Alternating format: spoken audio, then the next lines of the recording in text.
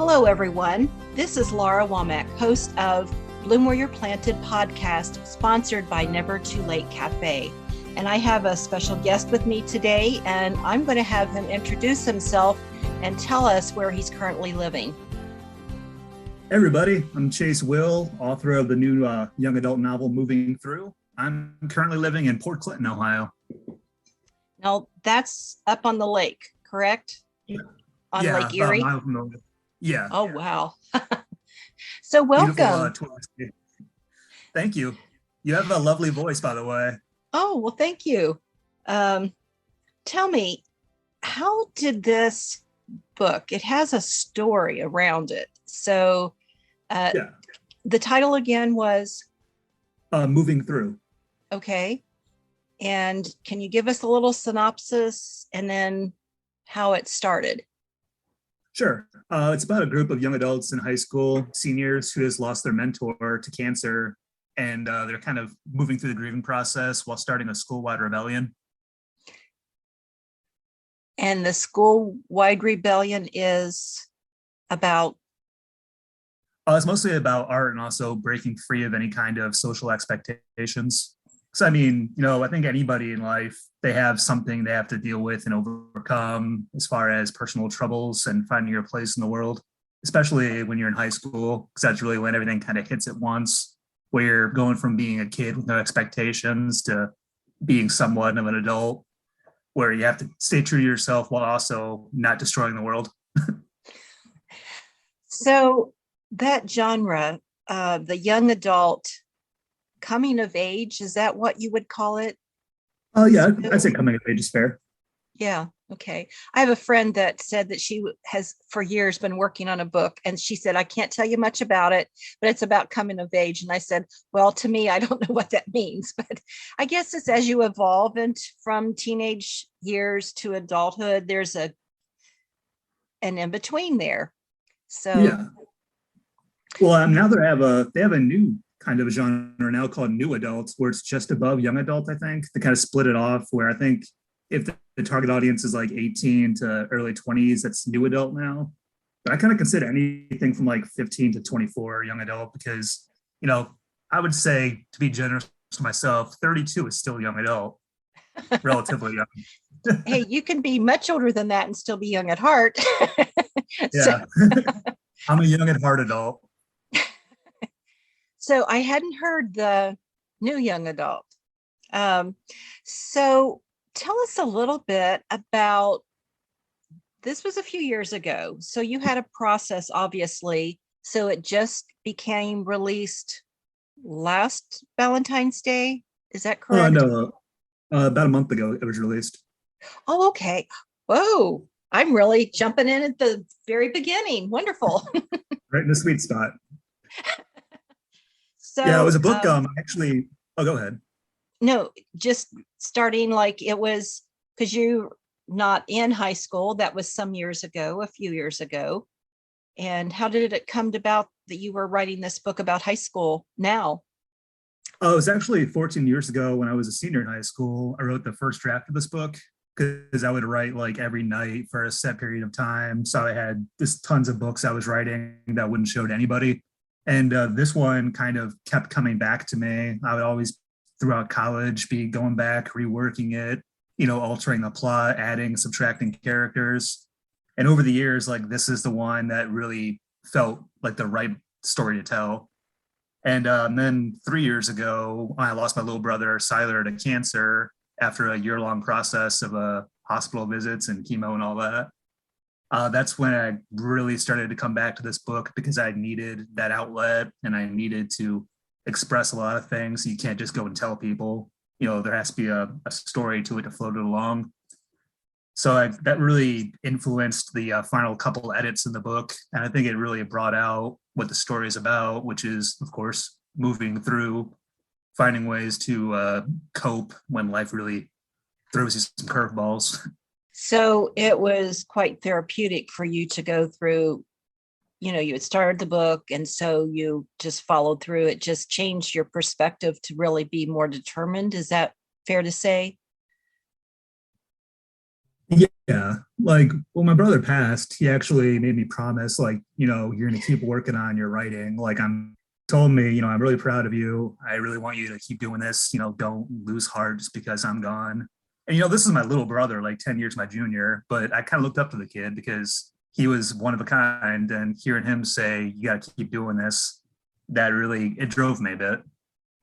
And things in life after that became easier in some ways just because you've seen how dark things can get. So it was released about a month ago. Have you been out Yeah. marketing and that sort of thing? Yep, doing the sales pitch.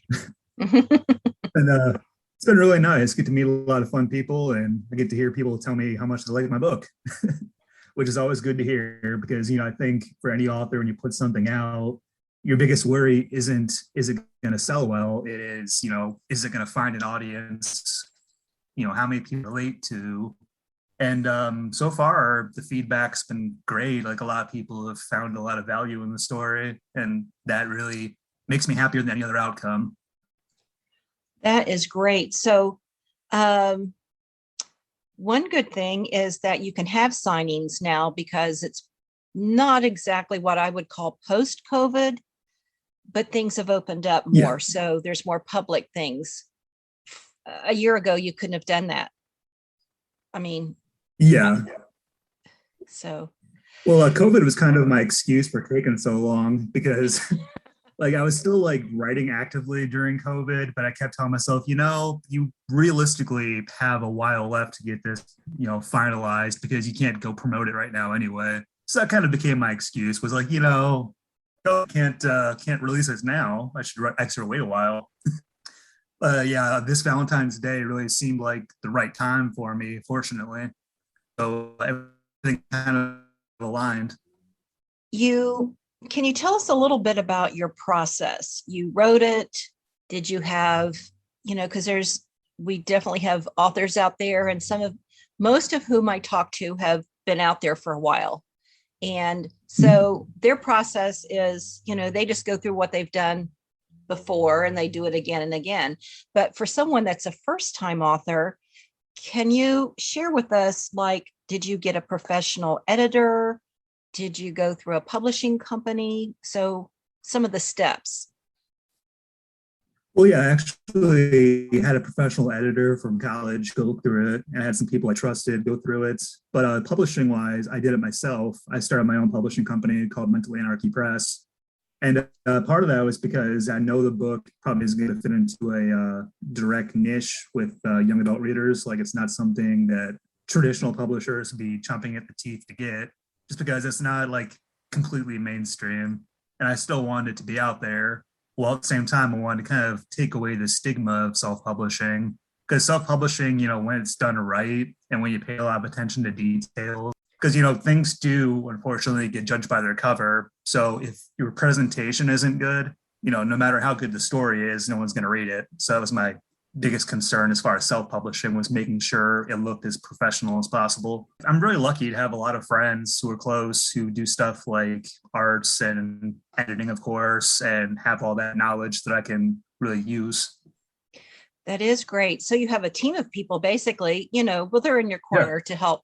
So, and an artist, and I have a lot of artist friends, but not all have done book covers because it's a different sort of format. I have actually on my team, I have graphic artists, but to do a book cover, I don't think they've done before. So, and yet, not long ago, um, there was a guest that's longtime artist, maybe 60 years, I'd say. And she had connected with someone 50 years ago that she started doing their covers and they've done that all these years. So that's a good avenue to be in, to do that. So you have these characters and they're going through school, they've lost. So is that based on a real story? Yeah, I actually knew a lot of people in high school, unfortunately, who lost close relatives and friends because I think anybody can relate to that experience either directly or indirectly. Like if you haven't lost someone personally, you more than likely know someone who's gone through that and you've seen all the terrible things that come with it. So I feel Yeah. like that was kind of my way of trying to understand at the time, you know, trying to make sense of a lot of things.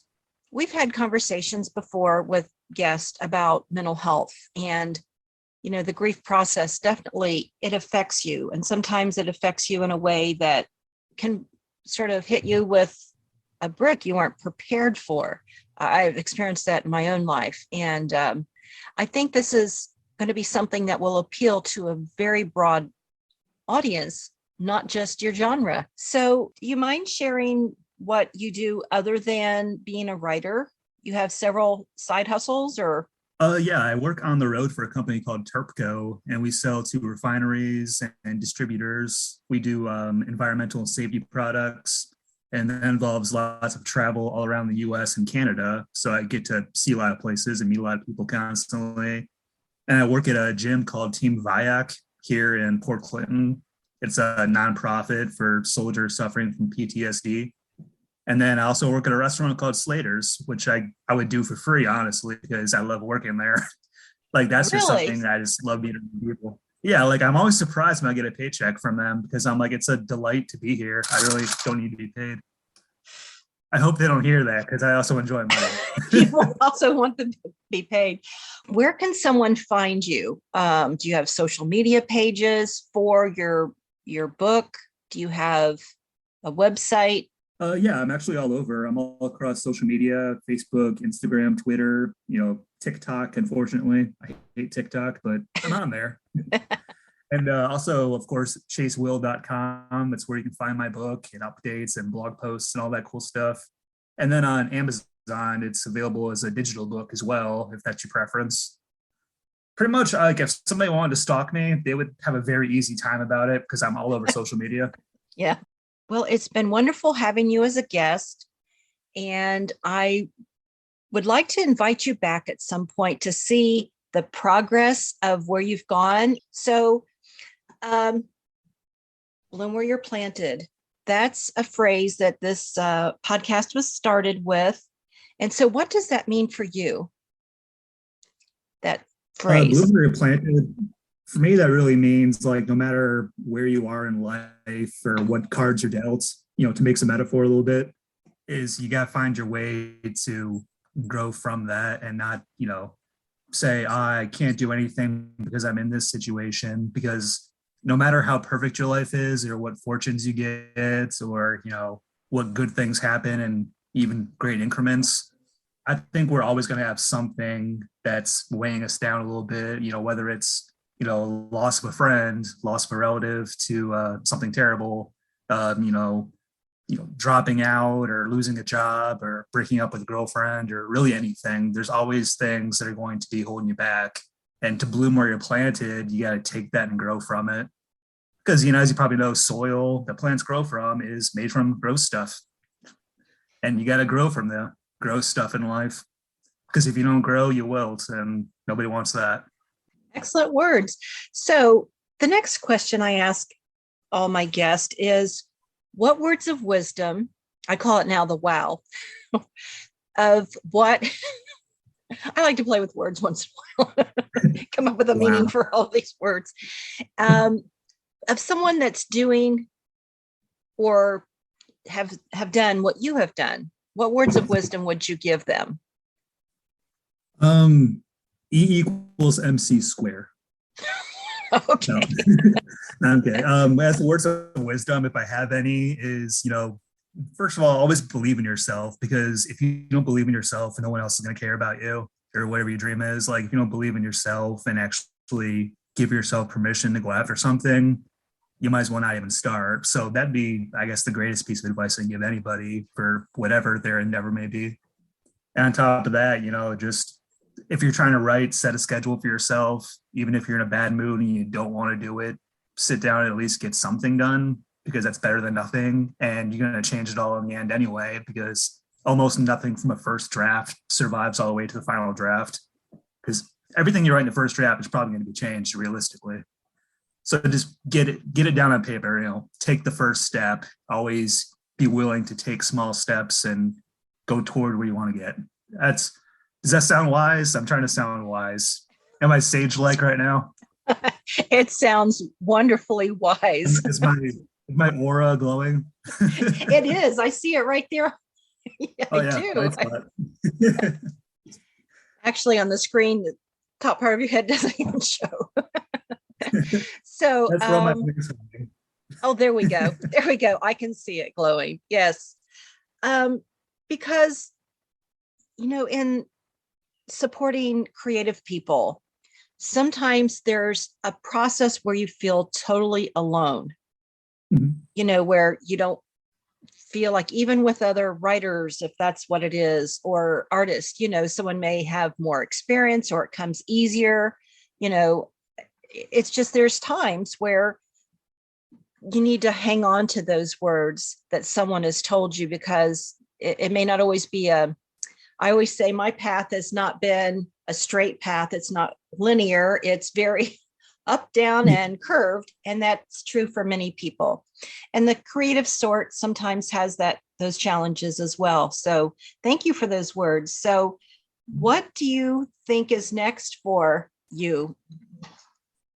I have a book coming out in October this year, second book, because I always like to have like 4 to 6 books kind of waiting, because I'm always editing something. And, the first draft of something is never going to see the light of day for at least 4 years, because I'm always working on the first draft of one thing while I'm editing another thing and then doing the final edit of another thing. So I'm always working. So yeah, the next book is called Parasitic Host, and it's more of a horror comedy. And that should be out Halloween this year, if all goes according to plan. I'm self-published, so plans change constantly. Well, that's awesome. I didn't know you had another book coming. So like I said, I do want to hear from you later on. So I thank you a lot for being a guest. We had some little burps along the way with technology today, but we got it done. And so I want to thank you. I'm going to sign off. This is Laura Womack, the host of Lumira Planted Podcast, sponsored by Never Too Late Cafe. And thank you so much. And we will talk again. Thank you. Bye, everybody. Bye now.